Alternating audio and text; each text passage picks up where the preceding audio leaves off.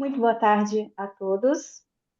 Hoje, 22 de setembro de 2025, damos início à nossa atividade do eixo temático de tecnologia farmacêutica e cosmética do programa educacional promovido pela Academia de Ciências Farmacêuticas do Brasil, em nome da qual eu lhes dou as boas-vindas.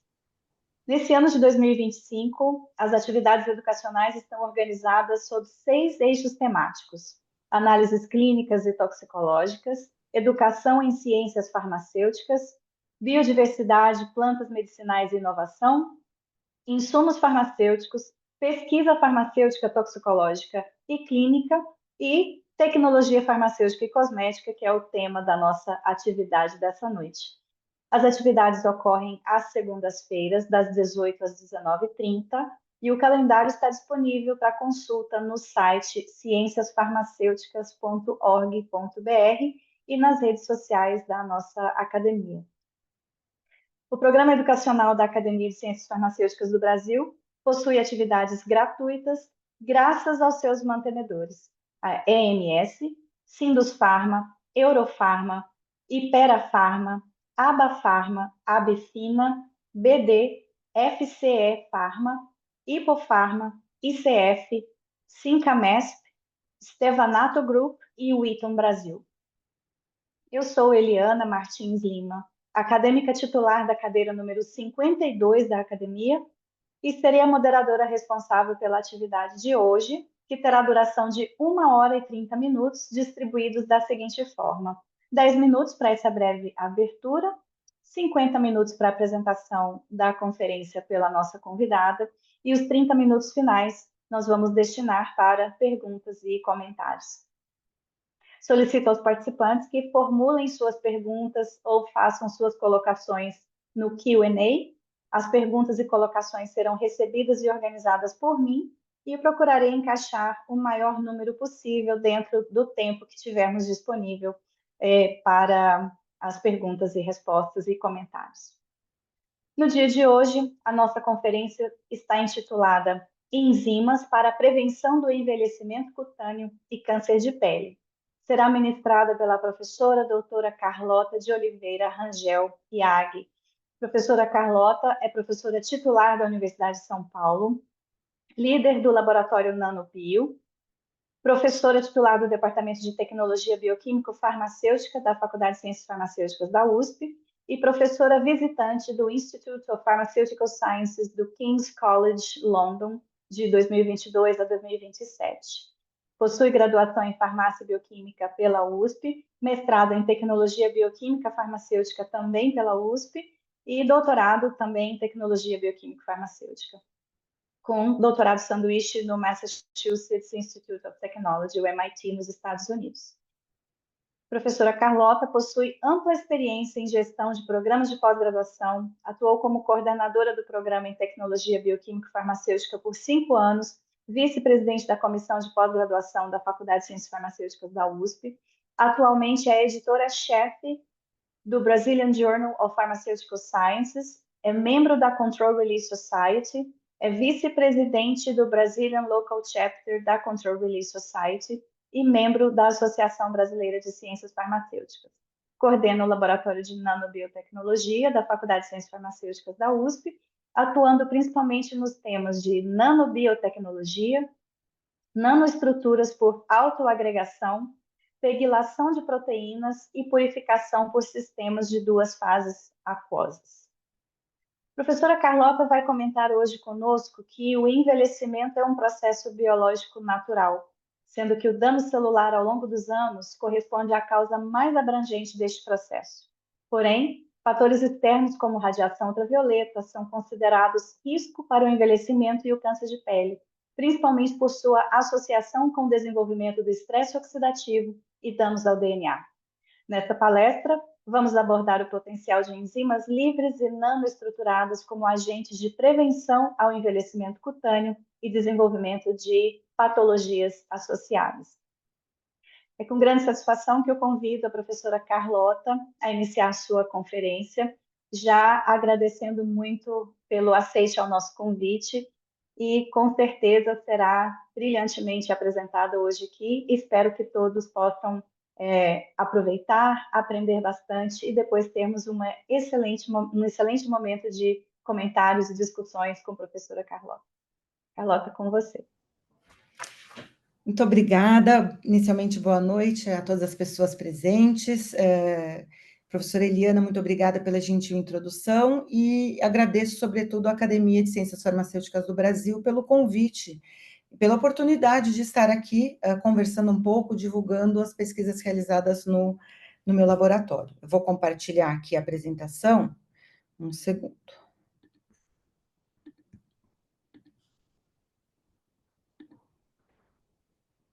Já dá para ver? Bom, então, como a professora Eliana já mencionou, nós vamos discutir hoje, conversar um pouco sobre enzimas para a prevenção do envelhecimento cutâneo e do câncer de pele. Mas antes de iniciar, né, essa apresentação sobre esse tema, eu gostaria de compartilhar um pouquinho com a audiência sobre as pesquisas desenvolvidas no Nanobio, o Laboratório de Nanobiotecnologia da USP. Então, como a professora Eliana já mencionou, as nossas pesquisas, elas são focadas em dois temas principais, em duas áreas principais, sendo uma delas referente ao emprego de bioconjugação para o aprimoramento de proteínas e peptídeos de interesse farmacêutico, seja como fármacos ou, por exemplo, dermocosméticos. E aí, em termos de bioconjugação, nós vimos focando em pegylação. E a outra abordagem principal do grupo é referente ao uso de nanoestruturas para entrega, para o delivery de fármacos. E, nesse sentido, o nosso grupo tem um foco particular em sistemas autoagregados, focando aí em vesículas poliméricas, que nós vamos abordar hoje, e fármacos proteicos novamente, né? Então, fármacos e moléculas de interesse farmacêutico que sejam mais especificamente proteínas. Então, é um laboratório que trabalha bastante com a interface entre a nanotecnologia e a biotecnologia. Eu separei alguns dos projetos mais recentes que nós temos no grupo, não vou, obviamente, abordar todos aqui, só para vocês conhecerem um pouquinho, né, do que nós fazemos. Então, desde o desenvolvimento de nano em micropartículas em formulações do tipo pó-seco para inalação, para tratar infecções pulmonares, pegylação e não encapsulação, por exemplo, de uma proteína antileucêmica. Trabalhamos eventualmente aqui, como, por exemplo, com a miltefosina, com fármacos, moléculas pequenas que não são proteicas. E, é claro, uma das linhas principais atualmente do meu grupo se refere à investigação de enzimas, tanto em sua forma livre, quanto nanoestruturadas, como agentes fotoprotetores contra o envelhecimento cutâneo e o câncer de pele. E aí, para hoje, né, a agenda que nós temos no contexto desse tema, então eu vou iniciar com uma breve contextualização sobre envelhecimento cutâneo e câncer de pele, e aí vou abordar um pouco de estratégias que nos permitem aprimorar o uso tópico de enzimas. E, como exemplos de pesquisas desenvolvidas no nosso grupo, vou conversar com vocês a respeito de duas enzimas especificamente, que são a catalase e a fotoliase. E, em ambos os casos, apresentar algumas considerações finais e perspectivas dos estudos que nós estamos realizando a respeito dessas duas enzimas. Então, começando, né, no tema, como a professora Eliana já bem colocou na sua introdução, o envelhecimento cutâneo, ele, na verdade, é um processo natural, que, infelizmente, faz parte da nossa vida, de todos os organismos vivos, e se refere aí a uma degeneração da função celular e perda da matriz extracelular que ocorre ao longo dos anos, então, com a idade, né? Então, nós temos aí um processo intrínseco, e nós temos fatores hereditários que influenciam nesse processo de envelhecimento cutâneo. Mas é claro que existem alguns fatores ambientais ou extrínsecos que podem também influenciar esse processo de envelhecimento cutâneo e geralmente podem acelerar esse processo de envelhecimento cutâneo. Então, nós sabemos que componentes químicos presentes, por exemplo, na poluição no ar, né, poluentes, ou mesmo o tabaco, ou até alimentos, dependendo de sua composição, podem acelerar o processo de envelhecimento cutâneo. Sabemos também que condições como privação de sono e estresse também são responsáveis por uma aceleração do envelhecimento cutâneo.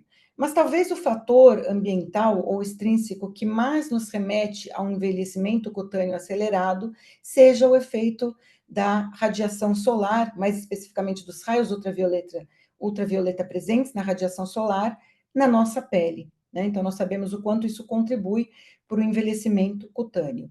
E isso também, de certa maneira, conversa com a questão hereditária. Então, nós também sabemos que existe aí uma escala de tons de pele que vão de peles mais claras até peles mais escuras, que estão associadas, obviamente, a um componente hereditário, que vão influenciar nessa suscetibilidade a um fator extrínseco, nesse caso, ao efeito da radiação ultravioleta. Então, pessoas com um tipo de pele caracterizado por um maior componente de melanina são mais resistentes aos efeitos da radiação ultravioleta, e, consequentemente, também tem, por exemplo, um risco menor de desenvolvimento de câncer de pele. Em contrapartida, pessoas que têm uma pele mais clara são mais associadas, ou mais suscetíveis, perdão, aos efeitos da radiação na pele e, consequentemente, também ao envelhecimento e ao risco de câncer de pele. Tem uma figura que foi uma fotografia, né, que foi publicada há um pouco mais de 10 anos atrás no New England Journal of Medicine, que ilustra muito bem essa questão dos fatores intrínsecos e extrínsecos, né? Então, essa é a foto de um senhor que tinha como profissão ser motorista de caminhão, então era um caminhoneiro, e aqui nós vemos claramente, né? Então, por ele ser motorista de caminhão, ele tinha um lado da face que era muito mais exposto à radiação, que era o lado que ficava na janela, né, do veículo, e a gente vê aqui, em um dos lados, obviamente, o envelhecimento intrínseco, né, natural, que qualquer pessoa tem, mas no mesmo indivíduo nós vemos aqui um lado da face muito mais envelhecido por conta dos efeitos da radiação solar, né? Então, aqui fica claro o quanto que fatores extrínsecos, né, podem contribuir para o envelhecimento cutâneo e ainda mais grave para o desenvolvimento de doenças como câncer de pele. Nós sabemos também que a principal radiação ultravioleta responsável por esse envelhecimento e por esses efeitos é a radiação UVA e também um componente UVB. E a UVC não é que ela não seja capaz de causar esse dano, ela também é. No entanto, a radiação ultravioleta ela é barrada pela camada de ozônio, então ela não atinge a superfície da Terra e nós não temos um efeito significativo dessa radiação, né? Bom, o que acontece nesse processo de envelhecimento cutâneo, de forma geral, sem entrar em muitos detalhes? Então, comparado a uma pele saudável, nova, né? Na verdade, não saudável, que a palavra não é adequada, mas uma pele nova, uma pele envelhecida, ela apresenta uma diminuição na sua espessura, então a gente vê que principalmente aqui a região de epiderme, ela vai ser um pouco menor, a gente obviamente vai ter células, componentes celulares senescentes ali, que faz parte do processo mesmo, tanto melanócitos como fibroblastos, e uma diminuição significativa das fibras de colágeno e elastina, que é responsável por aquele efeito de rugas que acontece com o envelhecimento cutâneo, né? Então, se a gente pegar aqui essa figura à direita que traz as reações e a bioquímica no nosso corpo de tudo isso, nós vamos ver aí, acho importante destacar, a importante participação das espécies reativas de oxigênio, ou seja, de que o processo de envelhecimento ele é correlacionado a um metabolismo oxidativo, né, que leva à supressão de fatores e ativação de fatores inflamatórios, mudanças em síntese de enzimas, então, por exemplo, aumento de metaloproteinases de matriz, que levam à degradação de colágeno, processo inflamatório por ativação de fatores pró-inflamatórios. Então, a gente tem aqui uma participação importante de espécies reativas de oxigênio, que também podem atuar causando danos ao DNA, né, que contribuem para esse envelhecimento e para o surgimento de câncer. Da mesma maneira, a exposição à radiação ultravioleta, né, principalmente da luz solar, também causa um aumento de espécies reativas de oxigênio que levam a todo esse processo de envelhecimento e que podem, por sua vez, causar danos ao DNA. E a própria radiação, de uma forma direta, também leva danos ao DNA, né? E esses danos podem ocasionar no indivíduo câncer, o desenvolvimento de câncer. né?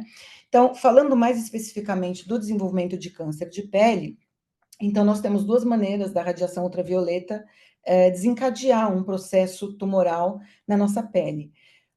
Uma forma seria pelo acúmulo das espécies reativas de oxigênio, que levam, então, indiretamente à formação de fotolesões, e, nesse sentido, a lesão mais comum é a 6-oxoguanina. Mas um outro fator muito importante é um efeito direto da radiação ultravioleta no nosso DNA, que leva a lesões específicas em timinas adjacentes do tipo 6,4-pp, ou pirimidina, e dímeros de ciclobutilpirimidina, ou lesões do tipo CPD, que são as mais comuns, né? E essas lesões estão associadas, então, ao câncer de pele. E tudo isso é muito importante, né? Se nós considerarmos as estatísticas do câncer de pele, então, dados recentes, por exemplo, do INCA, o Instituto Nacional do Câncer, nos mostram que mais de 31% dos cânceres que nós temos, dos casos de câncer no Brasil, correspondem a câncer de pele. Então, esse número é muito importante, e esses dados do INCA trazem ainda que, considerando o triênio de 2023 a 2025, por ano são estimados 220.490 novos casos de câncer de pele não melanoma e 8.980 novos casos de câncer de pele do tipo melanoma. Em termos mundiais, a Organização Mundial de Saúde estima entre 2 e 3 milhões de casos de câncer de pele não melanoma globalmente por ano, ou seja, é muita coisa. Melanoma é um pouco menos, né? A gravidade do melanoma, obviamente, é muito maior em comparação ao carcinoma basocelular e espinocelular. No entanto, ainda assim, a incidência é tão alta que isso traz uma carga importante para o nosso sistema de saúde, principalmente no nosso país, né? E, obviamente, para os indivíduos afetados. Bom, como é que a gente faz para se prevenir disso, né, do câncer de pele? Então, obviamente que a gente pode evitar a exposição à radiação ultravioleta, obviamente que existem os componentes intrínsecos hereditários, mas como a gente sabe que a radiação, além de se alimentar bem, evitar fumar e tudo mais, né, mas pensando aí no efeito da radiação, nós evitamos a exposição, e quando ocorre a exposição, nós temos aí a fotoproteção clássica, que envolve produtos tópicos contendo moléculas que, em geral, absorvem ou refletem a radiação ultravioleta. No entanto, é claro que existe uma quantidade de produto a ser aplicada, a questão de reaplicar, e caso ocorra um dano inicial de acúmulo de espécies reativas de oxigênio, de dano direto ao DNA, esses produtos não são capazes de reverter esse dano inicial, né? E nós temos que considerar ainda que existe toda uma preocupação atual muito importante com o acúmulo de fotoprotetores químicos no ambiente marinho. Então, isso vem afetando, já é comprovado que isso vem afetando o ecossistema marinho. Então, existe uma preocupação da comunidade científica em buscar alternativas, né? Existem algumas outras alternativas que meu grupo também trabalha e eu não vou focar hoje, como, por exemplo, moléculas naturais produzidas por cianobactérias que absorvem a radiação ultravioleta. Mas a abordagem que eu gostaria de trazer para vocês hoje é de uma abordagem que é complementar ao que já acontece, né? Então, ela de maneira nenhuma substituiria uma fotoproteção clássica, mas ela traria uma barreira a mais, né? E para casos de pessoas que têm um componente genético de suscetibilidade a câncer ou para algumas condições de saúde, seria especialmente importante, que seria o que eu estou chamando aqui, de certa maneira, de fotoproteção ativa, né? Então, nós já vimos a importância do componente oxidativo de espécies reativas de oxigênio e do dano direto ao DNA. Então, nesse sentido, nós poderíamos, por exemplo, pensando nas espécies reativas de oxigênio, utilizar enzimas que fossem capazes de degradar essas espécies reativas de oxigênio. Então, nós temos diversas enzimas que entram aqui nesse ciclo de degradação de espécies reativas de oxigênio, inclusive enzimas que fazem parte das nossas células. E eu vou destacar aqui para vocês hoje a catalase, que é uma enzima extremamente potente e que é capaz de prevenir a formação de hidroxila radicalar, que é uma espécie reativa de oxigênio extremamente extremamente perigosa, né, uma das piores em termos de dano causado às nossas células, envolvida aí com o dano de DNA, desnaturação de proteínas e peroxidação lipídica nas membranas das células. Com relação ao dano causado pela radiação ultravioleta direto no nosso DNA, uma outra possibilidade, uma outra abordagem seria empregar enzimas do tipo fotoliase. Então, essa enzima, presente em alguns organismos, ela é capaz de interagir diretamente com o DNA e reparar lesões do tipo daquelas formadas entre timinas adjacentes.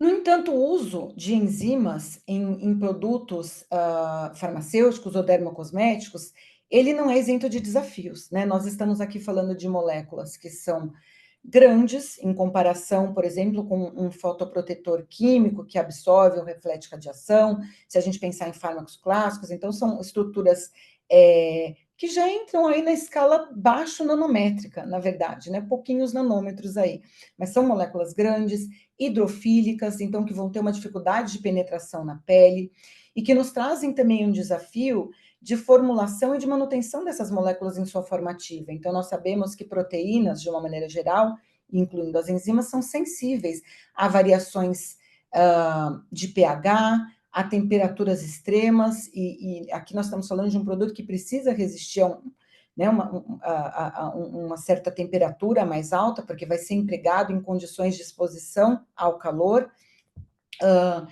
Proteínas, em geral, mesmo proteínas solúveis, apresentam um limite de solubilidade, a partir de uma determinada concentração, elas começam a agregar, e essa agregação, obviamente, prejudica a atividade da enzima, então a gente tem uma queda de atividade significativa. Então, tudo isso são desafios no emprego de enzimas em produtos dermocosméticos ou farmacêuticos.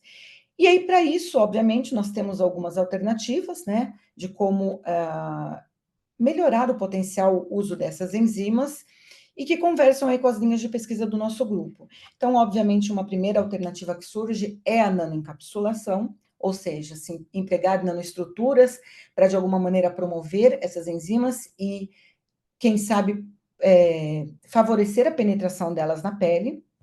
E aí, no sentido de nanoestruturas, de nanoencapsulação, o meu grupo tem focado em um tipo particular de nanoestrutura, que são os polimerossomas. Então, os polimerossomas correspondem a vesículas formadas pela autoagregação de copolímeros anfifílicos. Então, seriam análogos aos clássicos lipossomas, que são formados pela autoagregação de fosfolipídios, porém são estruturas poliméricas. Bom, o que isso traria de vantagem? Então, algumas das vantagens são que os polimerossomas são mais robustos e estáveis do que os lipossomas, porque os polímeros apresentam uma massa molecular muito maior do que a massa molecular de um fosfolipídio, então o número de interações para manter essas moléculas todas juntas, ali agregadas, é maior, e isso dá uma estabilidade termodinâmica maior a esses sistemas. Além disso, são, dependendo da composição polimérica, muito menos suscetíveis, por exemplo, à própria degradação que fosfolipídios podem sofrer. Então, os fosfolipídios, por si só, sofrem, por exemplo, a peroxidação lipídica, né? E os polímeros não seriam tão suscetíveis. Pela facilidade também de variação, né? Facilidade por conta de variedade química que nós temos com os polímeros, se torna relativamente mais fácil controlar as propriedades como volume interior, espessura da membrana e permeabilidade dessas vesículas poliméricas, que são os polimerossomas, e, de novo, pela diversidade química, é possível desenvolver polimerossomas estímulo-responsíveis, por exemplo, que podem se agregar ou desagregar dependendo das condições de temperatura, pH e etc. Uma outra alternativa que nós podemos empregar para aprimorar o uso tópico de enzimas visando uma fotoproteção seria a PEGylação, né, ou a bioconjugação a moléculas de polietileno-glicol. Então, nesse caso, nós estamos fazendo uso de uma estratégia que já é muito bem estabelecida para proteínas terapêuticas, né? Então, nós vamos ligar covalentemente, por meio de uma reação química, cadeias de um polímero que já é amplamente empregado no setor farmacêutico, que é o polietileno-glicol, representado aqui, na superfície de uma proteína de interesse. E essa ligação de cadeias de polietileno-glicol cria uma camada ao redor dessa proteína altamente hidratada, que, do ponto de vista de uso tópico de uma enzima, então vai aumentar a solubilidade, diminuindo a agregação, né? Aumentar a estabilidade frente à temperatura, diminuir degradação por proteases, né? Porque impede o acesso dessas enzimas. Não é tanto uma preocupação no caso da nossa aplicação, mas de alguma maneira diminui a imunogenicidade de proteínas, porque esconde epítopos imunogênicos, né? Então, tudo isso são ganhos que nós temos aqui com a pegylação de proteínas para uso farmacêutico. Então, eu vou comentar um pouco do que nós temos trabalhado agora, nesse sentido, com a catalase e a fotoliase, que são duas enzimas que nós já conversamos, que são interessantes para uma prevenção dos efeitos da radiação ultravioleta na pele. Então, começando com a catalase, né, que foi a primeira enzima que nós começamos a estudar, e a catalase é interessante porque é uma enzima que é naturalmente presente no nosso corpo, existe grande concentração de catalase, por exemplo, no extrato córneo, e ela é uma das enzimas mais potentes que se conhece, né?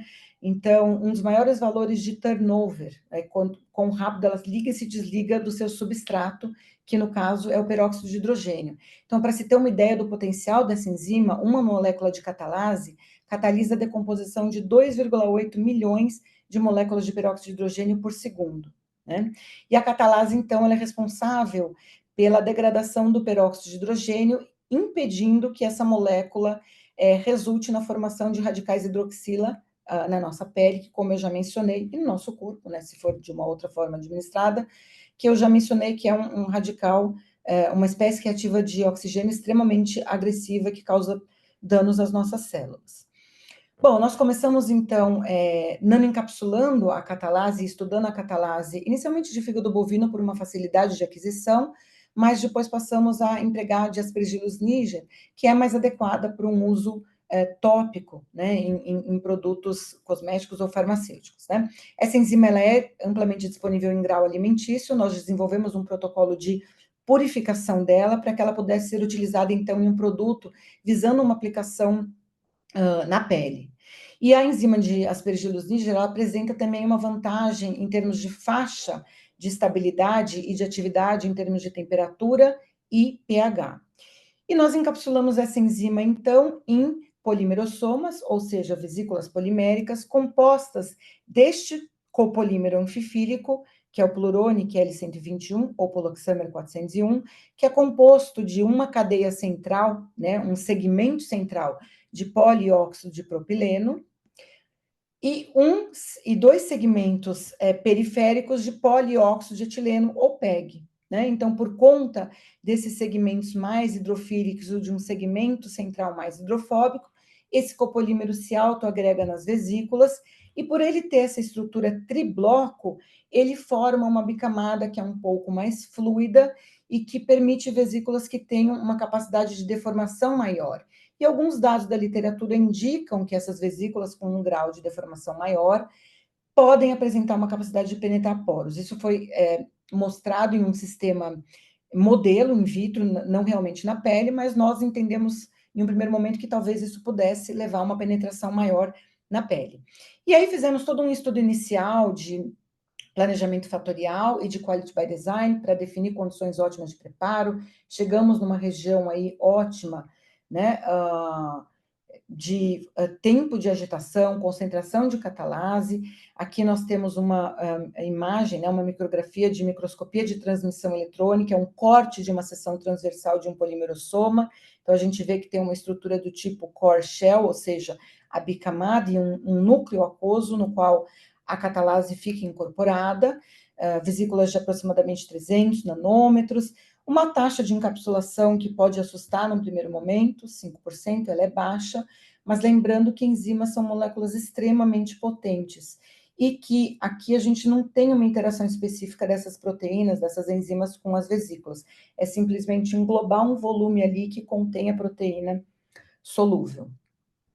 Bom, fizemos um ensaio básico de citotoxicidade, tanto da catalase quanto das vesículas, dos polimerossomas, para ver se isso era seguro em linhagens comuns, como fibroblastos e células de córnea de coelho.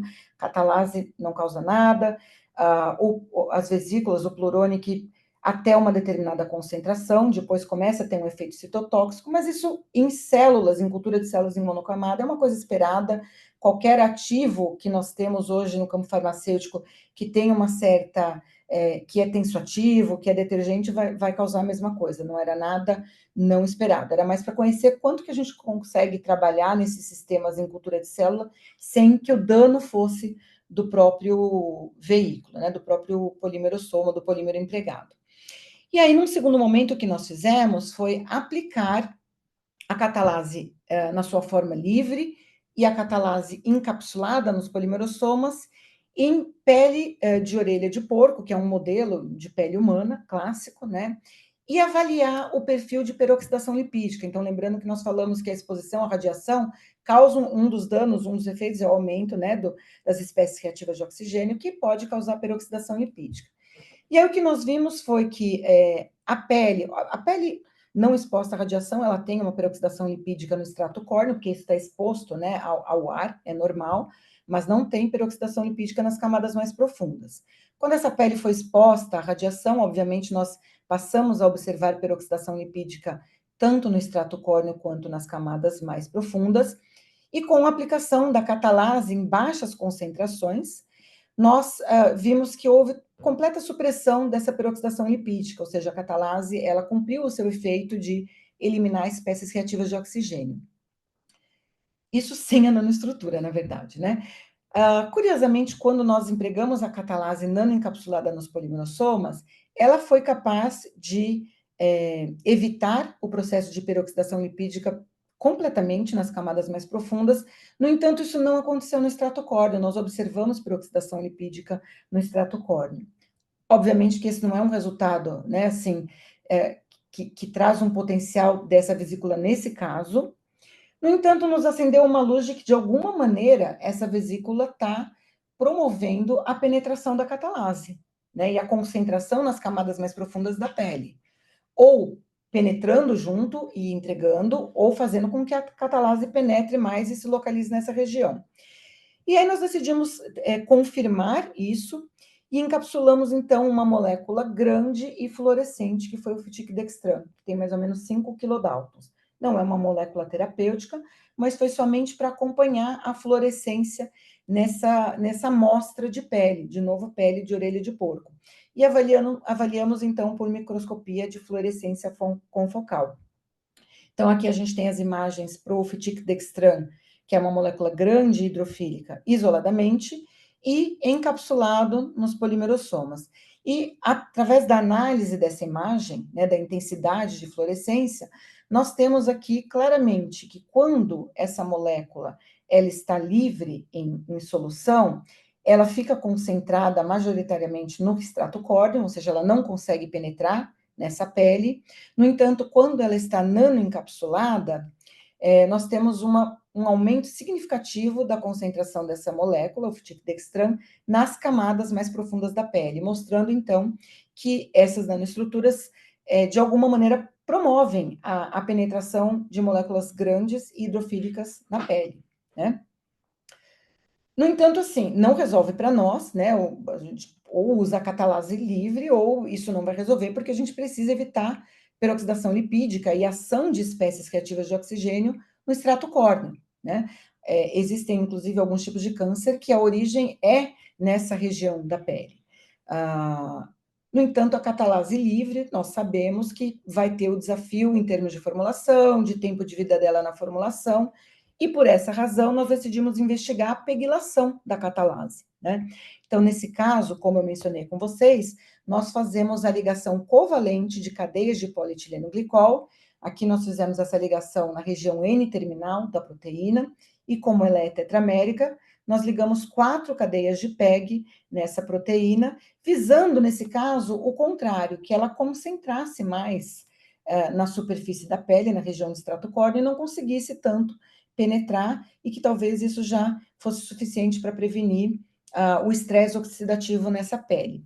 E aí, o que nós observamos nesse caso, primeiro em termos de estabilidade, nós testamos diferentes tamanhos desse polietileno glicol, indo de 10 kilodaltons até 40 kilodaltons, e observamos aqui que a catalase sozinha, em solução, ela em 6 dias, ela já cai a atividade dela para 45%, por conta do que eu mencionei, ela começa a agregar, precipitar e você perde atividade, né?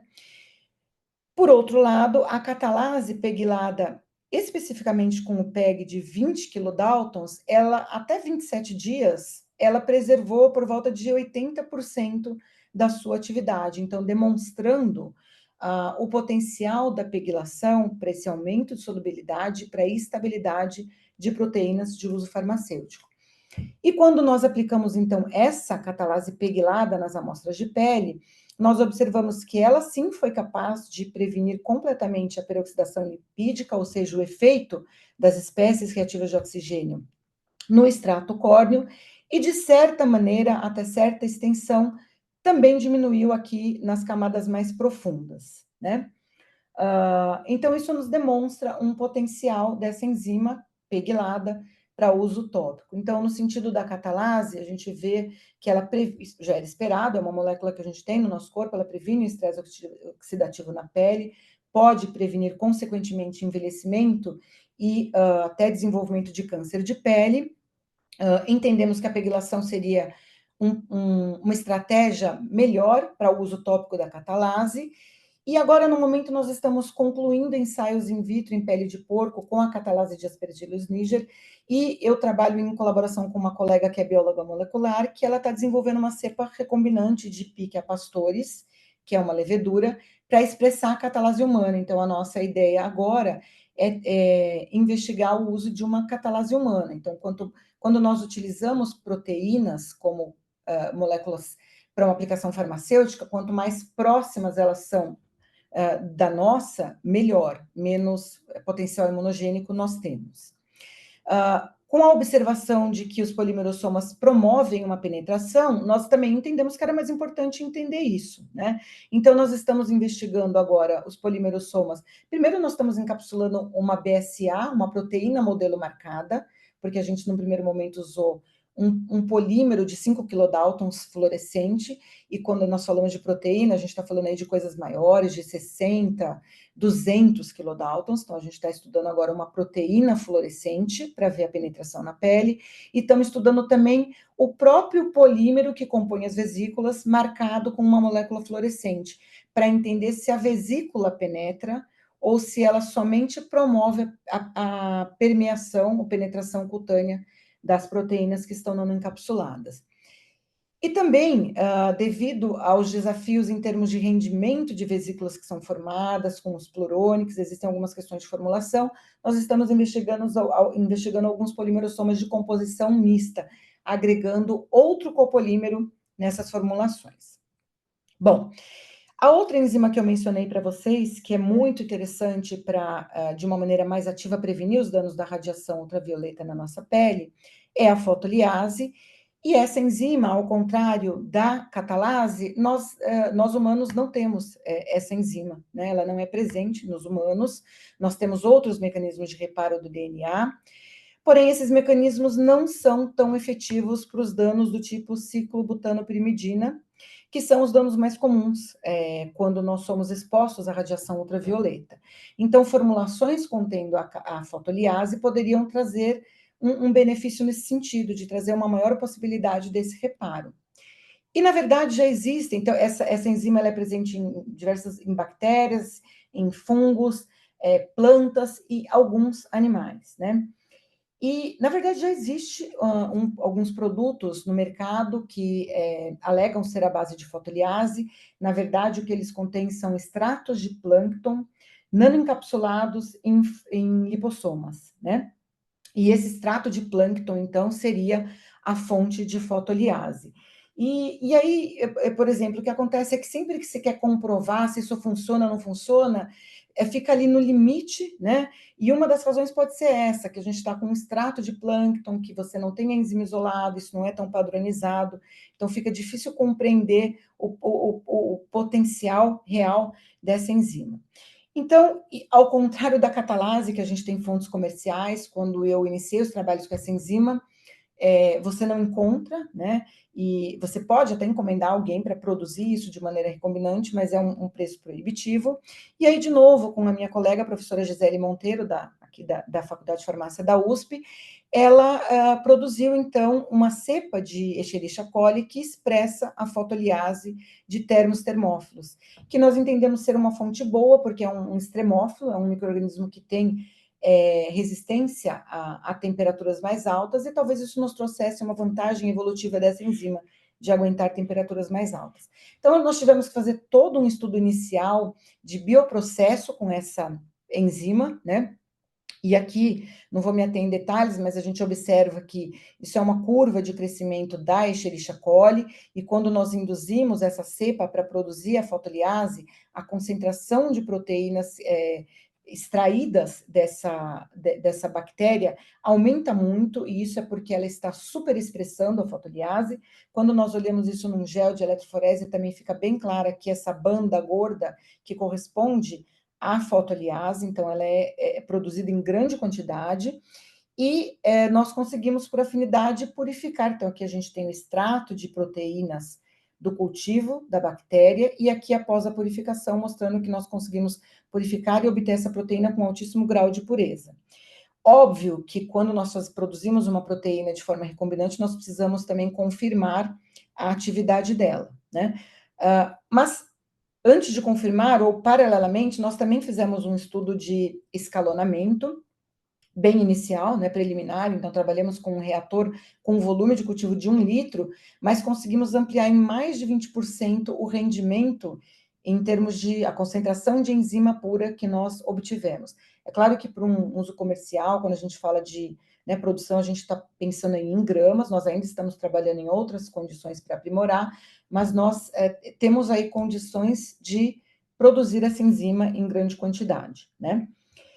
Bom, mas a gente precisa confirmar que ela está ativa. Então, por meio de uma técnica de ELISA, né, nós detectando, então, aquela lesão no DNA, que é a lesão do tipo CPD, nós conseguimos observar que a fotoliase, nossa, produzida, em concentrações baixíssimas, né, em concentrações de até 15 microgramas por ml, ela já conseguiu reparar 90% do dano causado ao DNA das lesões do tipo CPD. E com concentrações maiores, nós chegamos em 98% de reparo. Então, mostrando que a enzima produzida, ela está dobrada corretamente e ela está ativa. Nós também fizemos um estudo cinético dessa enzima, determinamos que ela é micaeliano, constante de Michaelis, que nos diz a potência dessa enzima, e ela é uma enzima extremamente potente, que tem uma constante na faixa nanomolar. Enzimas terapêuticas, para vocês terem uma ideia, costumam ter constantes de Michaelis na faixa micromolar e já são excelentes. Óbvio que isso às vezes acende, né, uma luz, poxa, será que está certo isso? Mas nós fomos na literatura e os dados para a fotoliase de E. coli, que é uma outra espécie, né, a nossa é de termos termófilos, eles também estão ali na faixa de nanomolar, ou seja, é uma enzima que é extremamente específica para o seu substrato, que são esses dímeros de ciclobutil pirimidina. Bom, nós também nanoencapsulamos a fotoliase em polimerossomas, obtivemos aí nanoestruturas de por volta de 200 nanômetros, e de novo uma taxa de encapsulação ali baixa. Inclusive, nesse caso, ela foi mais baixa, né, 2%. A fotoliase, ela é uma enzima que agrega muito, nós não conseguimos altas concentrações na solução inicial para preparar o sistema nanoencapsulado, e isso acaba prejudicando a taxa de encapsulação. Por conta disso, nós fizemos um estudo adicionando um osmólito, então sacarose, que é um agente que consegue favorecer a solubilidade da proteína. Fizemos um planejamento fatorial para estudar condições e conseguimos aumentar a taxa de encapsulação para mais ou menos 20%, e desde então nós temos conseguido trabalhar com taxas de encapsulação nessa faixa, né? Estudamos também a citotoxicidade da fotoliase e repetimos da vesícula agora, porque nesse momento nós decidimos estudar em queratinócitos humanos, né, que são as células que nós estamos investigando para a interação dessas formulações.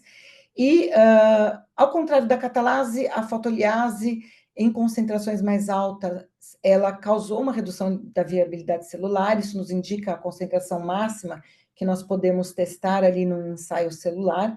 Então, são queratinócitos humanos crescidos, imortalizados, né, crescidos em monocamada. Isso não obrigatoriamente significa que essas concentrações vão ser tóxicas numa pele, que é um sistema muito mais robusto, mas nos indica que concentração nós conseguimos trabalhar nesse ensaio.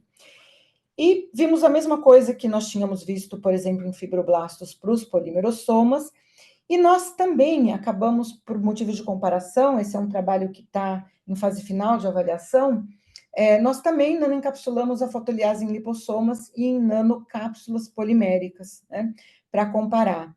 Obviamente, os lipossomas são os que menos influenciam na viabilidade celular, são sistemas extremamente compatíveis, mas nós seguimos com polimerossomas por diversas razões, né, que inclusive eu vou discutir aqui.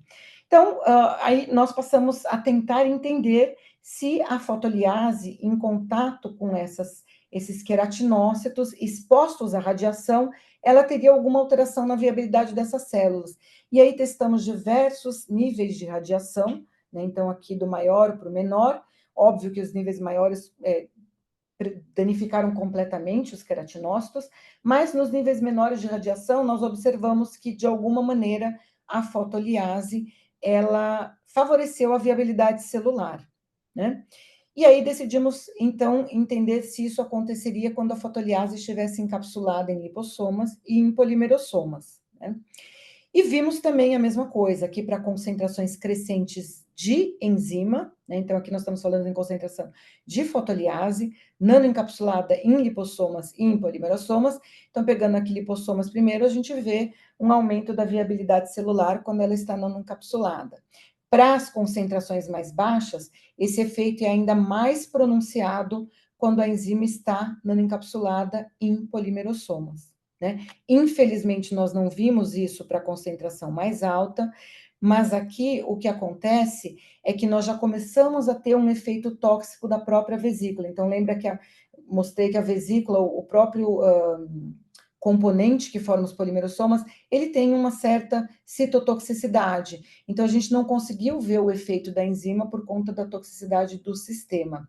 Mas isso num modelo, de novo, de célula, né? A gente ainda não viu num modelo de pele. Bom, tudo bem, ela está, de alguma maneira, aumentando ou preservando a viabilidade celular de queratinócitos expostos à radiação. Mas será que existe a ação dessa enzima de reparar o DNA? Então, nós pegamos as células, os queratinócitos expostos à radiação, extraímos o DNA e quantificamos a quantidade do dano, que é o CPD, né? Então, para a célula que não é exposta à radiação, o nível é baixíssimo, ou seja, não tem que ter dano, né, no DNA significativo. Quando as células são expostas à radiação, a gente vê que tem um dano significativo do tipo CPD ao DNA dos queratinócitos. E quando esses queratinócitos expostos à radiação são tratados com fotoliase, esse dano diminui, ou seja, até certo ponto, no sistema que nós estudamos, a fotoliase aparentemente está sendo capaz de reverter esse dano até certo grau. Quando nós temos as vesículas aqui conjuntamente, e aqui eu vou fazer uma ressalva que esse sistema é um sistema contendo polimerossomas com fotoliase, mas também contendo fotoliase livre, porque por conta de questões práticas nós não conseguimos estudar ainda somente a fotoliase nanoencapsulada, mas nós temos aqui uma diminuição significativa do dano ao DNA na presença desses sistemas. Isso em células queratinócitos, que são as células que compõem ali as camadas mais externas da nossa pele, né? Bom, então, a gente tem uma primeira prova de conceito de que a fotoliase, ela tem aí um potencial fotoprotetor. Nós estamos, nesse momento, investigando essa enzima, tanto livre quanto nanoencapsulada, em modelo de epiderme humana reconstituída, então, um modelo tridimensional de pele, em colaboração com a professora Silvia Stuck, aqui também da Faculdade de Ciências Farmacêuticas. Então, a Silvia Stuck tem muita experiência com isso, tanto com impressão 3D quanto na forma clássica, trabalhos, inclusive, com a Natura. A gente está com uma dificuldade aí de medir o efeito inicial da radiação, mas estamos evoluindo nesse sentido. Por conta das questões de solubilidade da fotoliase, nós também estamos investigando a bioconjugação reversível da fotoliase com o ácido hialurônico, isso porque ligando a um polímero hidrossolúvel, nós entendemos que vamos melhorar a solubilidade dessa enzima, conseguir também, de certa maneira, proteger essa enzima, e nesse caso, obviamente, nós estamos querendo uma bioconjugação reversível, porque essa enzima, diferente da catalase, ela precisa ser liberada e, de alguma maneira, penetrar, né? Penetrar na célula e penetrar no núcleo. Então, esse é um dos grandes desafios para a ação dessa enzima. Com essa preocupação de ação da enzima, nós também estamos desenvolvendo uma nova fotoliase mutante que vai ser fusionada a um peptídeo de endereçamento nuclear, para tentar observar se esse tipo de construção, se essa fotoliase tem um potencial maior do que a enzima aplicada, né, topicamente ali, aplicada nos nossos modelos, sem esse peptídeo que endereça para o núcleo da célula.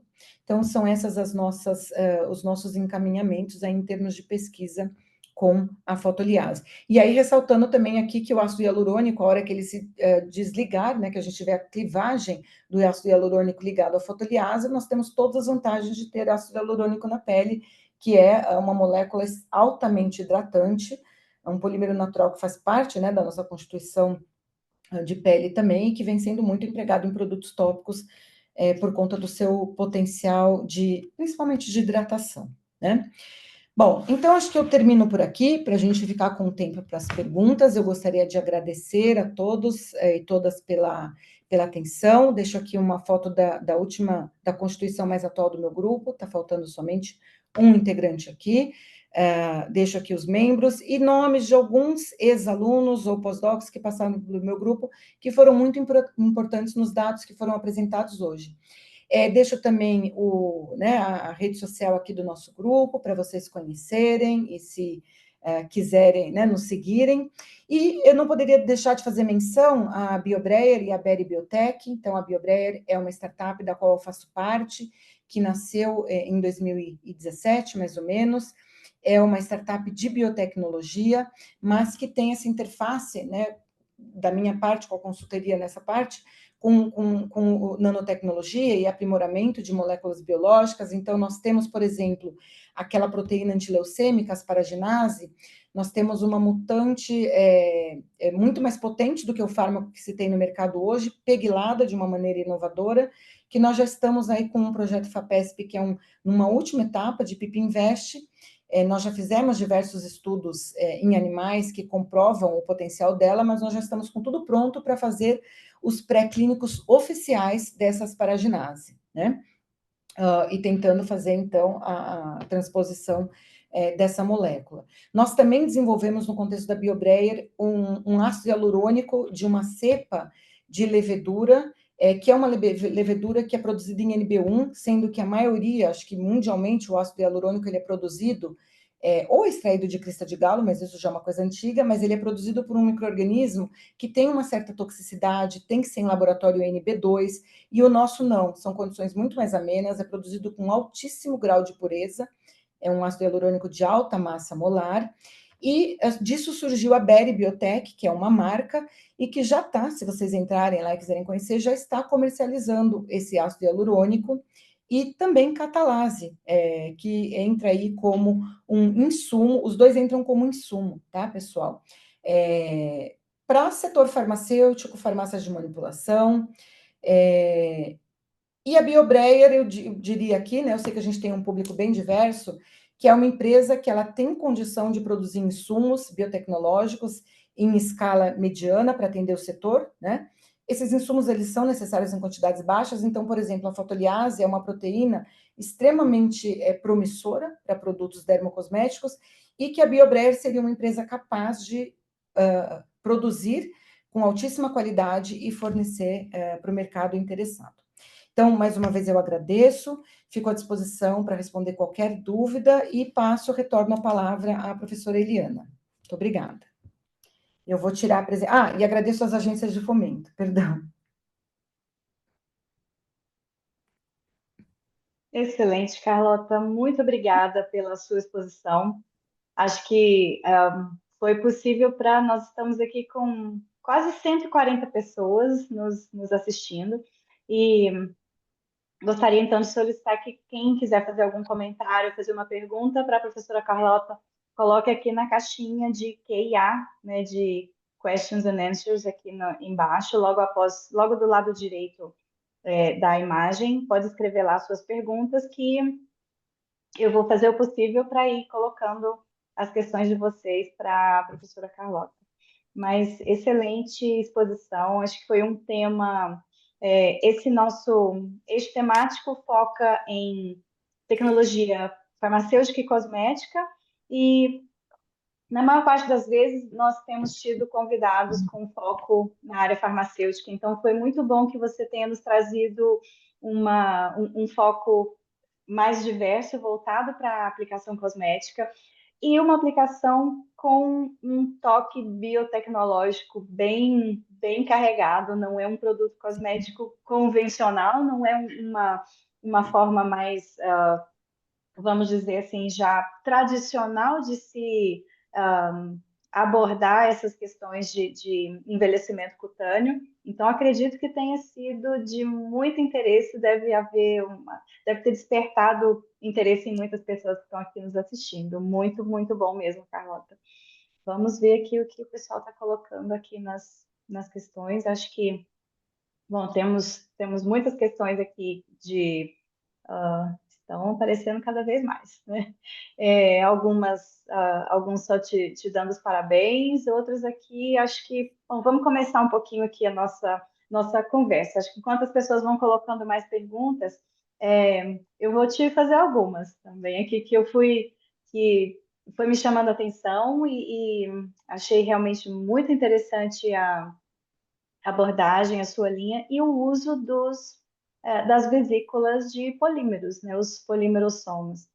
Há muito tempo, eu passei um período curto no laboratório do Dennis Disher, na UPenn, que é uma das pessoas que trabalha muito com polimersomas, né, e segue a linha do Kazunori Kataoka, acho que foi o pesquisador japonês que introduziu os polimersomas, e um, um enfoque assim que nós podemos dizer, não como benefício, mas é um diferencial deles dos lipossomas, que aí já são os meus favoritos, que trabalham com Sim, com lipossomas certeza. há muitos anos. Além da estrutura ser constituída de um polímero com essas características diferentes, né, de ser um polímero com 3 blocos, o que faz com que ele se organize daquela forma. Estabilidade, né? Estabilidade pode ser uma característica interessante. E quando a gente faz lipossomas com esse enfoque de permeação cutânea, uma das possibilidades que a gente tem é fazer lipossomas flexíveis, aumentar a flexibilidade da bicamada, colocando alguns componentes que deixam essa bicamada um pouco mais maleável, para que esse lipossoma possa caminhar ali entre as várias camadas da pele.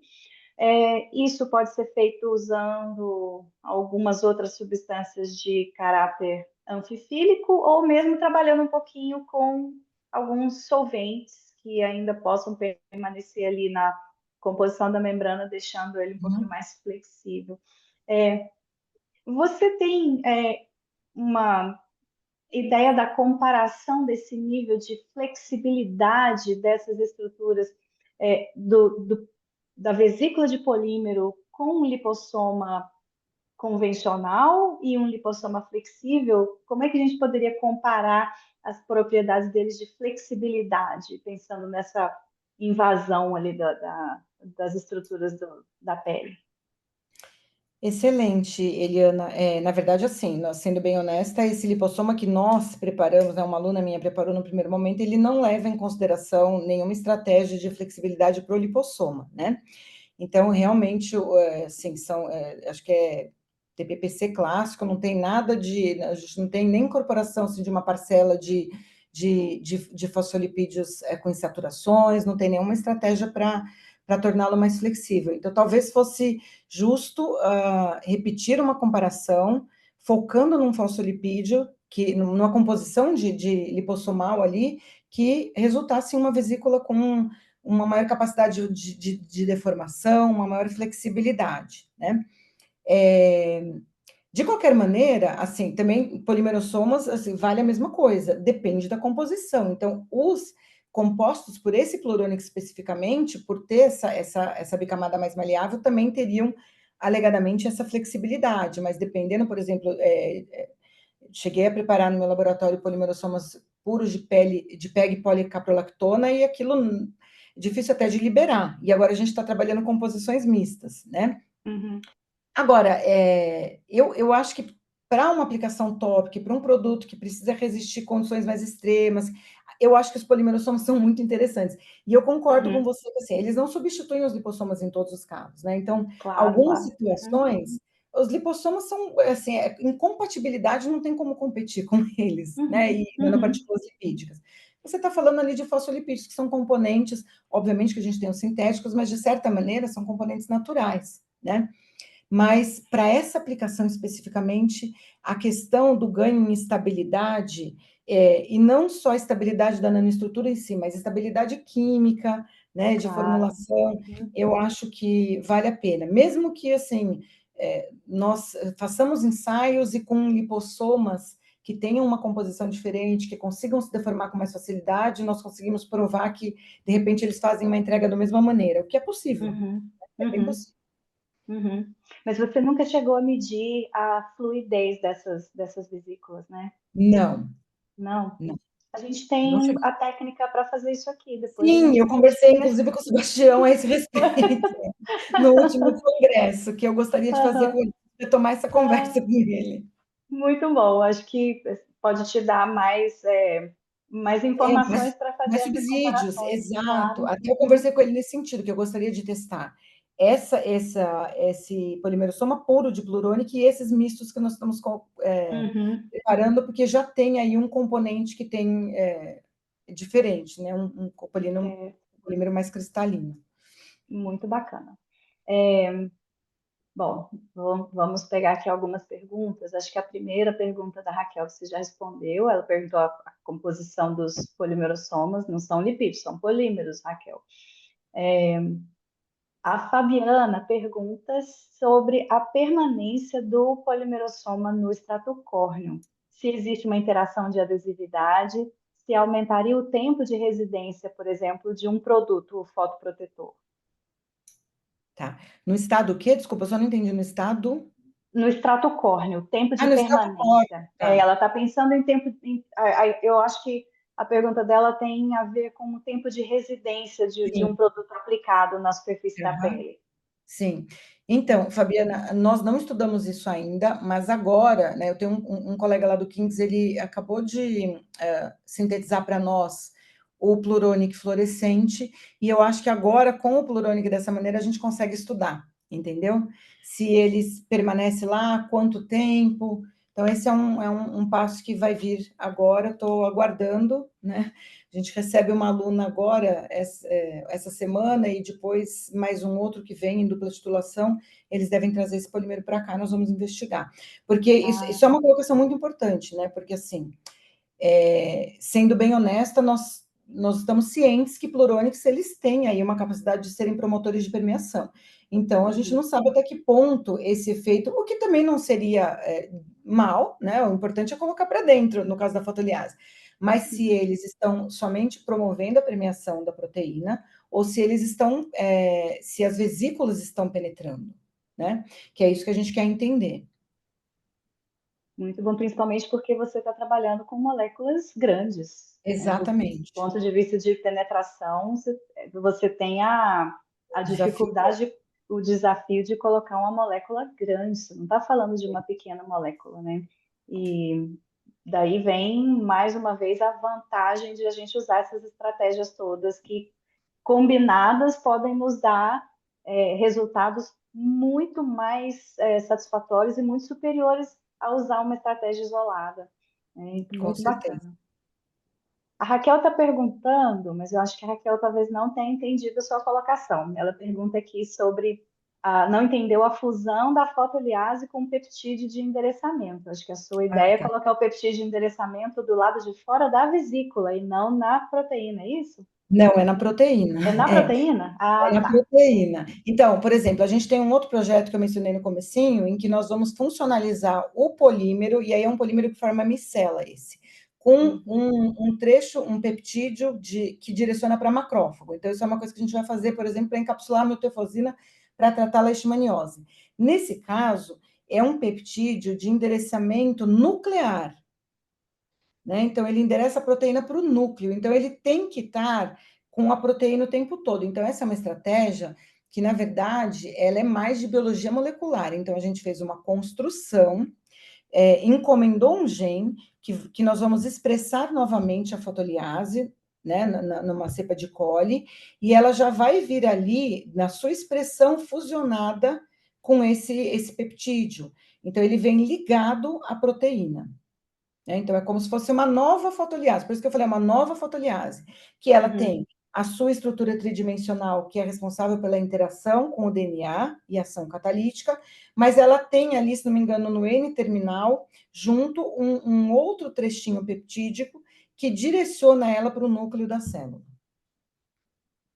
Muito bom. Aí vem mais uma pergunta que agora com essa propriedade que você disse me ocorreu, Carlota. Uma enzima que precisa chegar ao núcleo, ela precisa vencer uma série de barreiras Barreira. biológicas anteriores, né? E imaginando que, bom, a princípio, essa partícula contendo essa enzima, seja ela modificada ou não, ela vai ser internalizada, ou por um queratinócito, ou um fibroblasto, alguma célula que vai capturar. Uma vez internalizada, seja por que mecanismo de internalização celular for, por endocitose mediado por alguma coisa, mecanismo de clatrina, caveolina, ou algum mecanismo de internalização celular. Isso vai formar um endossoma, e esse endossoma atrai os lisossomas com as suas enzimas lisossomais juntas. A gente não, será que isso não seria preciso pensar num mecanismo de escape endossomal para evitar que as enzimas do lisossoma degradem essa enzima ou com essa modificação que está sendo carreada lá para dentro? Então, isso é sempre uma preocupação, né, Eliana? Na verdade, a gente fica até assim surpreso, né? Como que isso Como entra? que Como que funciona? Pois é. Enfim, às vezes acontecem coisas que a gente fala, olha, não sei como esse negócio, às vezes biologicamente tem alguma coisa que faz com que a coisa entre. Mas existe essa preocupação realmente, né, da proteína ser degradada. A gente não sabe o que vai Uhum. acontecer, né? E aí é entender e de repente pensar numa construção que considere isso também, né? Um escape E, endossomal, é. né? Uhum. Ah, muito bom. O Tiago perguntou aqui: o principal desafio é conseguir com essas enzimas que alcancem a derme, considerando o peso molecular, que é alto.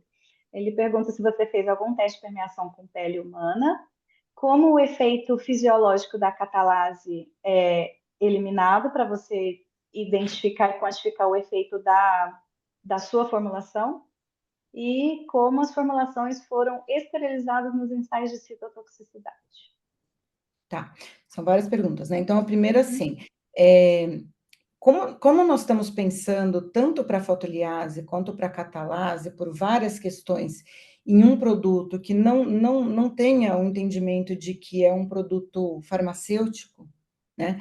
Então, na verdade, nós não queremos que chegue, que atinja a derme, né? Porque aí a gente já começa a ter preocupação, né, com absorção, e aí isso traz uma complicação muito grande, até para outros problemas.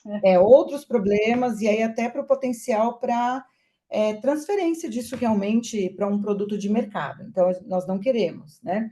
E até o momento não vimos nada significativo, né? Com relação à eliminação, então, eu creio que essas proteínas, uma hora, vão ser degradadas ali no tecido, né? Porque são proteínas. E qual que era a última pergunta? Mas a gente sempre faz, né? A gente está fazendo a quantificação nos extratos, então coleta todos, extrai, e também o fluido receptor, e não vê Uhum. passagem significativa, né? Ele E a pergunta última. se você tem como eliminar, saber qual é o efeito da catalase fisiológica para quantificar o da formulação Ah, sim. e como as formulações foram esterilizadas para fazer os Era isso, ensaios em mim esterilização. também. Tá, o efeito fisiológico, nós sempre, obviamente, temos um branco ali que a gente está medindo tudo. Então, a gente tem, Uhum. por exemplo, quando nós mostramos lá o efeito da peroxidação lipídica, nós tínhamos uma pele exposta, se bem que essa pele não está, né? Ela é pele morta. Então, isso a gente talvez só consiga em vivo mesmo, né? E a gente tem uma ideia de testar em voluntários já, né? Em pele, voluntários. Na verdade, eu até confesso, eu cheguei a mandar um projeto no primeiro momento com uma professora de Campinas para o comitê de ética para testar, ela ia testar em pacientes com vitiligo. O projeto foi aprovado, a pessoa decidiu se aposentar e abandonou, então, uma médica. Então, eu preciso retomar isso, né? E a esterilização, sinceramente, a gente está só trabalhando no primeiro momento com filtração e a gente trabalha com um preparo ali em condições assépticas, tampão limpo, e não tivemos maiores problemas até o momento, porque é, obviamente, um teste ali rápido, né? Uhum, uhum. Sem nenhuma contaminação. Excelente. Olha, está aqui assistindo a sua palestra a professora Elizabeth Igni. Oh, que legal! Um abraço para a Beth. E ela está te dando parabéns pelo trabalho de excelência e pergunta se você avaliou o material do polimersoma sozinho e se mudaram a composição dos polímeros para avaliar a toxicidade. Tá. Nós sempre avaliamos as vesículas vazias, né? Para a questão, por exemplo, de citotoxicidade, todos foram feitos com as vesículas vazias, e os ensaios para ação frente à radiação também, a gente sempre tem um branco com as vesículas vazias, isso é super importante, muito bem colocado pela professora Elizabeth. Com relação a outras composições, nós não, a gente agora, como eu mencionei, está trabalhando agregando uma certa porcentagem de um copolímero auxiliar nas vesículas, mas nós iniciamos com os plurônix por algumas razões. Primeiro, assim, porque nós realmente estávamos pensando em um produto que pudesse ser, nós tivéssemos uma possibilidade aí de interesse comercial. Esses copolímeros são muito mais baratos, os plurônix, né, mais acessíveis, aprovados, e eles têm essa característica, porque como eles têm essa estrutura tribloco, eles formam essas vesículas que são mais fluidas e que poderiam se deformar. Todos os outros copolímeros que a gente trabalha no meu grupo, como, por exemplo, PEG poliácido lático, PEG policaprolactona, formam vesículas mais resistentes que teriam mais dificuldade de se deformar e translocar através de poros. Então, agora a gente está incorporando uma parcela. Então, por essas razões, e por uma questão também de rendimento em vesículas e tempo de preparo, né? Nós não estudamos polimerossomas compostos exclusivamente por outros polímeros. Um dos grandes desafios que o Discher mesmo coloca, né, que você mencionou, importantíssimo nessa área, e o Battaglia também, da transposição, né, desses sistemas para um uso comercial, é a questão de rendimento em vesículas e de preparo. Então, assim, enquanto os lipossomas se agregam rapidamente e facilmente, à exceção do plurônico, que realmente ele agrega, mas também desagrega facilmente, tenho que ser honesta, quando você pega alguns outros copolímeros, eles têm um componente hidrofóbico tão grande que você tem uma perda muito grande em polímero que não vira vesícula, ou você tem um tempo, né? Porque às vezes são os dois, um tempo de preparo que é inviável comercialmente. Então, eu cheguei a trabalhar com um colega lá, o professor Battaglia de Londres, que ele tem alguns copolímeros que ele sintetizou, que a gente já estudou, mas que ele simplesmente deixa 2 semanas para formar vesícula. Então, quando você pensa isso numa escala industrial, em um produto, aquilo começa a se tornar um pouco inviável, né? Uhum. E também o aspecto da eficiência de incorporação da substância, que você está trabalhando com material hidrofílico Exato. e quando esse material fica internalizado na cavidade interna, a gente sabe que a eficiência não é gigantesca, porque É você baixo. tem ali o problema do volume, é baixa, É mas baixo. os Você tem seus muita dados de vesícula. muita vesícula, os seus dados de 20% são excelentes. Altíssimos, é. São altíssimos, altíssimos. Porque se a gente Confesso for que toda considerar vez que vem um desse, simplesmente. eu até desconfio. Eu tenho que pedir para o aluno, repete, é isso mesmo? Repete. Você calculou direito? Porque pelo volume pela avaliação entre volume interno e volume externo, você não consegue passar de 5 a 7%. Né? Então, 20% é exatamente, realmente muito, muito bom. verdade. Olha, tem gente aqui querendo saber quando é que vai ter outra aula, porque quer aprofundar mais. Então, acho que você tem aí potenciais alunos. Podem procurar a Que professora bom, Carlota lá na Faculdade de Ciências Farmacêuticas da USP São Paulo. vou estar aguardando.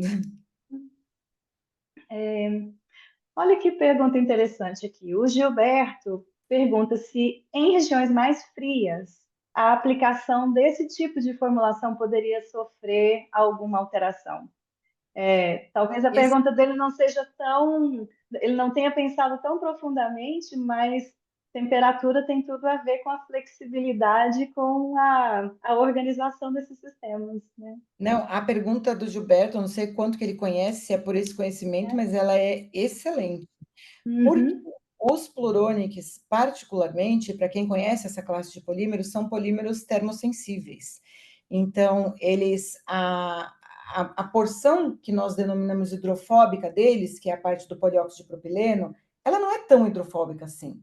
Então, quando você abaixa a temperatura e diminui a energia cinética da água, a água consegue interagir com essa porção e o polímero solubiliza e libera a carga. Então, esse é um dos problemas pelos quais a gente está incorporando um outro polímero e a gente já viu que funciona, né? Então, o que acontece? Se a gente tenta preparar vesículas de pluronic num dia frio, o rendimento cai, desagrega tudo. Então, faz sentido o que ele está falando, seria um problema exatamente. que nós já estamos, já caminhamos aí bastante, conseguimos aí algumas formulações que estão aguentando bem a 0 graus, já estão 3 graus, estão aguentando bem, e aí não seria um problema, né? Mas esse é o único problema que a gente vê. E aí, obviamente, que incorporando uma fração de um polímero diferente, que é um polímero mais cristalino, vem a pergunta da flexibilidade. E aí é uma coisa que eu falei que eu quero estudar, né, com vocês aí, com o Sebastião, de se essas composições mistas também mantêm uma fluidez suficiente para mostrar que essas vesículas teriam uma boa interação com a pele. Muito bom, muito bom. Realmente, eu não sei se ele pensou em tanta coisa ao fazer a pergunta, mas tinha toda uma outra implicação que quem Exato. já trabalhou com Pluronic sabe dessa particularidade de serem termorresponsivos, né? Então, tem tudo a ver. Dr. Humberto Zardo te parabeniza pela exposição e pergunta se você sabe se o ácido hialurônico já disponível satisfaz os ensaios farmacopeicos para produtos injetáveis. Obrigada pela pergunta, Humberto, um prazer tê-lo aqui, né? Satisfaz. Ele está perfeito, né? Puríssimo. Tem até um videozinho lá no nosso site dele, mas assim, com a ressalva de que ele não é reticulado. Então, a nossa ideia é que, de novo, é um insumo para empresas então adquirirem, porque elas fazem isso, adquirem de fornecedores internacionais, as empresas que fornecem o produto acabado para, por exemplo, aplicação nessas condições em que você precisa de um preenchimento, falando aqui mais médico e não tanto preenchimento cosmético, né? De qualquer maneira, ele precisa de uma reticulação, então ele seria um insumo para passar por essa etapa e ser reticulado da maneira que a empresa deseja aí, dependendo do tipo de preenchimento, né? Intraarticular e tudo mais. Mas ele atende a todos os requisitos. Sim. Excelente. Aqui uma outra pergunta também, acho que te dá um amplo leque para discorrer. A Bianca está dizendo o seguinte, Bianca Simões. Para os ensaios celulares, vocês utilizaram apenas fibroblastos e outras células da pele. Ela pergunta se não seria interessante avaliar a resposta de macrófagos a esses tipos de vesículas. Olha, sempre seria, né? Desculpa, qual que é o nome da pessoa? Bianca Bianca. Simões. Bianca, mas acho que num primeiro momento, com esse tipo de aplicação que a gente tem, é, acho que não tem tanta necessidade. Mas, assim, nós também temos, por exemplo, uma formulação desenvolvida por um outro aluno meu, de polimerossomas do mesmo tipo, com asparaginase, e que nós, inclusive, por conta dessa questão, aí, no caso das paraginases, a gente tem uma preocupação até maior, porque teria que ser injetável, né? E aí tem toda a questão de manter estável e da gente não conseguir liofilizar por conta da temperatura, do efeito no Pluronic. Então, ele fez todo um estudo de secagem por spray dryer, e a formulação manteve todas as suas características, e nós queremos, né, eu com a professora Gisele, queremos agora um estudante para estudar isso em vivo, em animais, até para tentar um delivery nasal para o cérebro, porque é um lugar de difícil tratamento, difícil acesso das paraginases, difícil tratamento da leucemia, né, quando ela atinge o cérebro. Me perdi na pergunta agora. O que ela perguntou mesmo? Apresentar avaliar Os a resposta dos macrófagos, né? macrófagos. Então, seria importante nesse sentido. Uhum. Muito bom, muito bom. Agora, o Marcelo Nacucci faz uma pergunta, acho que também que nos dá muito tema para discutir. Ele diz o seguinte: do ponto de vista regulatório sanitário, produtos baseados em enzimas são cosméticos ou medicamentos? Então, até o momento existem produtos que são cosméticos, né? Eu acho que a questão do cosmético depende muito também de como que ela para na sua pele. E a gente sabe que, por exemplo, a papaina é veiculada, inclusive em farmácias de manipulação e em produtos cosméticos. Da mesma maneira, farmácias de manipulação, elas adquirem superóxido dismutase para colocar em preparações de vitamina C, simplesmente para evitar a oxidação da vitamina C. Então, já existem produtos cosméticos que contêm enzimas. Isso depende de como você coloca, né? Do claim que você faz para aquele produto. Obviamente que por isso que eu coloquei, se existe uma possibilidade de que isso realmente tenha uma permeação cutânea, aí nós já temos um risco aí e toda uma variação diferente. E depende do que você está querendo. Então, aqui eu fiz questão de colocar, né, que é uma intenção dessas enzimas para um uso, no máximo, classificado como dermocosmético, né? E não, E, embora existam, né, existam pessoas que defendam um uso via oral da catalase, né? Eu já questiono um pouco, mas. porque aí, bom, proteína via Pois oral é, mas tem de tudo, né? tem Então, de tudo. Tem de tudo. É, bom, estamos quase conseguindo cumprir aqui todas as perguntas, Carlota. A Eliana, Fabiana. Oi. inclusive assim, eu peço perdão, mas se nós conseguirmos terminar até às 19h25, eu agradeço, porque eu tenho um outro compromisso. Tudo bem? Tudo Obrigada, bem, peço só perdão. falta mais uma. A Fabiana pergunta sobre o uso do açúcar para ajudar a solubilidade. Se isso favoreceria essa questão das temperaturas mais baixas. Mas aí não é Não, bem a eu acho. solubilidade da proteína, mas é o polímero, É, né? Uhum. eu acho que não, porque ele acaba, no cômputo final da formulação, se tudo corre bem, ele acaba ficando, pensando que depois, obviamente, os polimerossomas por si só não vão ser uma formulação, né? Isso vai ter que ser incorporado. Se nós pensamos em um produto tópico, isso vai ter que ser incorporado em alguma outra formulação, um gel, que seja. Nós fizemos, por exemplo, para a catalase, a ideia inicial, né? A pós-doc que estava comigo na época, ela fez uma loção clássicazinha, né? Incorporou, deu certo, com componentes conhecidos. Então, a quantidade que nós vamos ter ali do osmólito é baixa e é mais só para favorecer a solubilidade da enzima mesmo. E aumentar a eficiência de incorporação na cavidade interna, né? Que foi o que Exatamente. você Sim. demonstrou e com valores bastante expressivos, né? Que muito bom. Bom, então, Carlota, eu queria te agradecer mais uma vez. Agradeço também a todas as pessoas. Estamos ainda com mais de 100 participantes aqui no nosso webinário. Tenho certeza que todos tiveram uma oportunidade de ouvir um assunto novo, bastante com uma viabilidade muito interessante e com um caminho ainda longo para ser percorrido Sim. em vários aspectos, né? Mas que demonstra que, no ponto de vista de produtos cosméticos com finalidades inovadoras e prevenção de envelhecimento cutâneo e danos ao DNA que podem ser o gatilho de processos tumorais, o uso dessas estratégias, tanto do uso de enzimas quanto da encapsulação em sistemas nanoestruturados com as mais variadas composições podem trazer respostas até então ainda não existentes, né? Então, queria te agradecer mais uma vez pela sua disponibilidade de estar aqui conosco, de responder as perguntas das pessoas que estavam assistindo e encerrar mais a atividade de hoje, agradecendo a todos, em nome da Academia de Ciências Farmacêuticas do Brasil e, de maneira especial, à professora Carlota Rangel Iag, que trouxe contribuições das mais relevantes aqui para o nosso eixo de tecnologia farmacêutica e cosmética. Muito Eu que obrigada mais uma vez, Carlota. Ana, o convite, a oportunidade, agradeço a presença de todos, foi um prazer, né, estar com todos e todas, e com você, minha colega aqui de chapter e de atividades na área. Obrigada. Eu que agradeço. E peço a todos que olhem aqui no chat, a Cibele está colocando as informações para os próximos eventos, as próximas inscrições.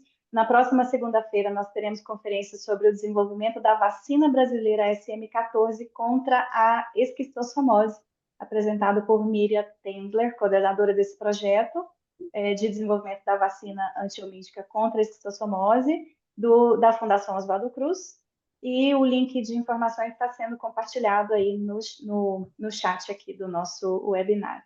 Então, mais uma vez, obrigada a todos. Vamos encerrar a nossa transmissão. Um grande abraço e até a nossa próxima atividade. Abraços a todos. Um abraço, Obrigada boa mais uma noite. vez, Carlota. Obrigada a todos que estão Tchau, aí com a tchau. gente.